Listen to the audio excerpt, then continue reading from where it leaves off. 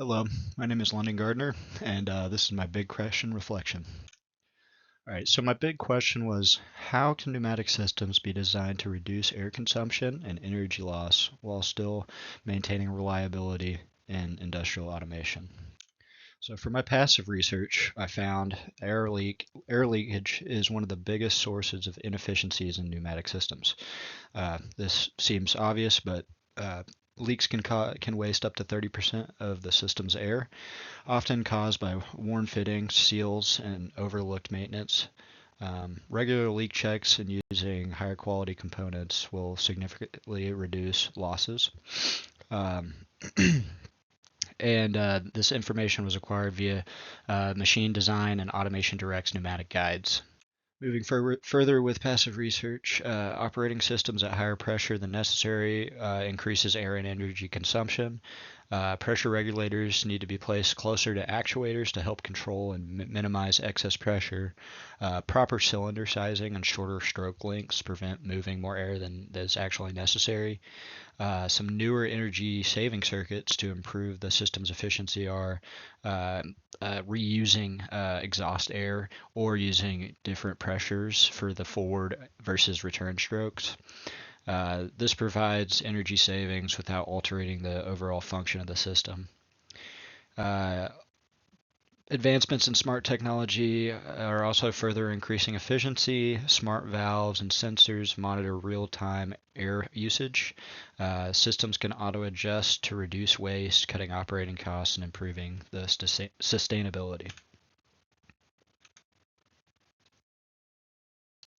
So this is my active research I did at my company, WM Kelly. I spoke with engineers and maintenance staff at WM Kelly to get real-world insights. We use pneumatic pop-up stops. Cylinders and valves are widely used in our conveyor systems. The maintenance staff pointed out examples of where air loss commonly occurs. Mainly, the technicians said worn seals are the most common sources of leaks. Uh, this matched my findings in the passive research, which means we need to make sure proper maintenance is conducted on these air uh, on these fittings and seals to reduce air consumption. One of my engineering boss noted that many systems run at higher pressure than is necessary, and this is just due at our company to default to go to default settings rather than intentionally design a completely new pneumatic system when we already have the one that works. Um, I also asked about components that cause the most leaks, older valves, but like I said, the fittings and the seals were the main causes of the air leaks. And soft sealing valves also tended to have a higher leakage, and this brought me back to my passive research where these new smart valves and low leak air saving valves can help improve efficiency. So for the vendor outreach, I reached out to SMC and Parker Hafin to learn about energy efficiency in pneumatic components. They both recommended using pressure boosting and pressure reducing combinations and cylinders with air saving cushions. I hadn't heard of these, so I looked into them a little further. SMU highlighted their dual pressure systems, which reduce air usage during the return stroke. Hearing this directly from the manufacturer made the concept feel more real. Um, and my discussions with Parker and MC also emphasized how they test components to ISO standards. They make sure all these components are low leak and will actually validate their performance and efficiency claims. Reflection. So my active research helped me connect my classroom knowledge I gained through this class with real industry practices.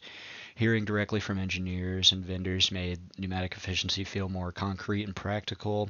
This showed the importance of intentional system design instead of relying on defaults or past habits like we do at work.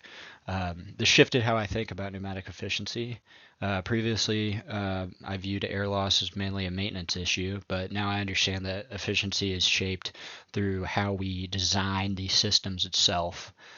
Um, I learned how easily inefficiencies can become normal, just like at my company where we use, default setups.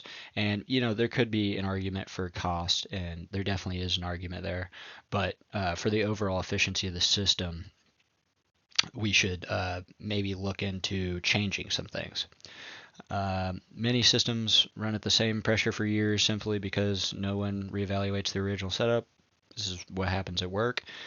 Made me more critical of default settings and made me more critical of just using something because someone else has, and maybe thinking about it more. Thank you for listening.